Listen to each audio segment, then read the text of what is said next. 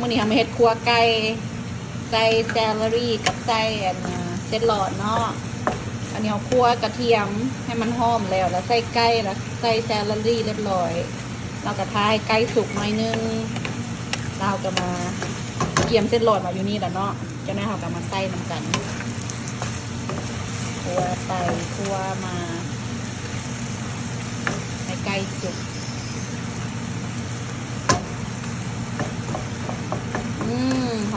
หอมง่ายๆเมนูง่ายๆถ้าผู้ใดบ่มีไอเดียประเทศยังกินตอนแรงประเทศอันนี้ได้เนาะ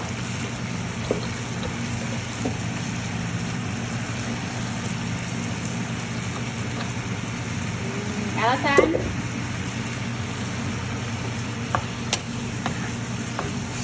โฮกับrecording that's it I'm gonna putเป็นหลอดตัดเป็นหลอดใจ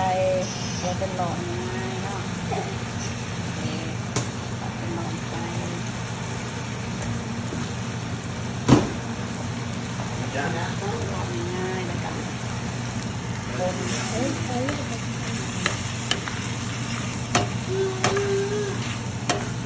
คนไปคนมาเพราะว่ามัน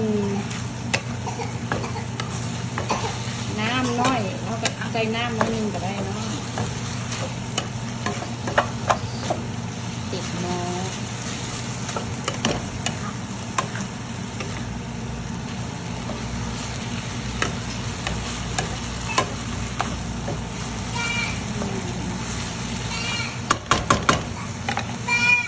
ใส่น้ำตื่นน้อยหนึ่งพอมันแห้ง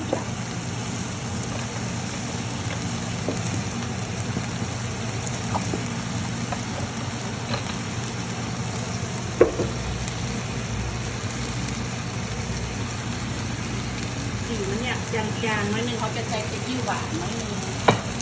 สีมันน่ากินน่าแซ่บซีอิ๊วหวานจ้า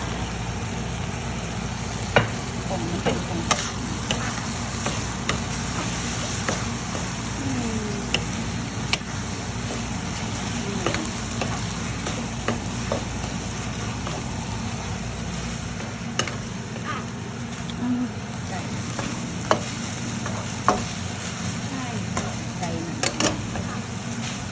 แล้วเนาะเอากระหอมมาโหย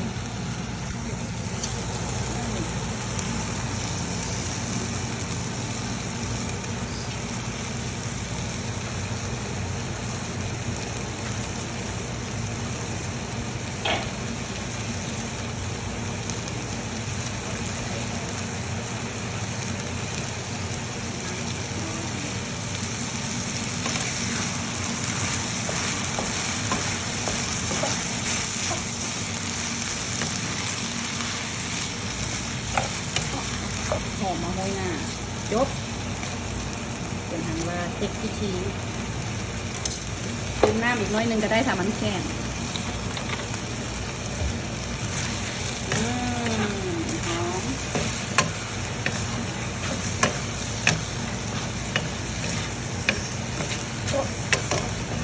หอมอยากแซ่บขวดจะร่อนใส่ไก่เนาะเมนูง่าย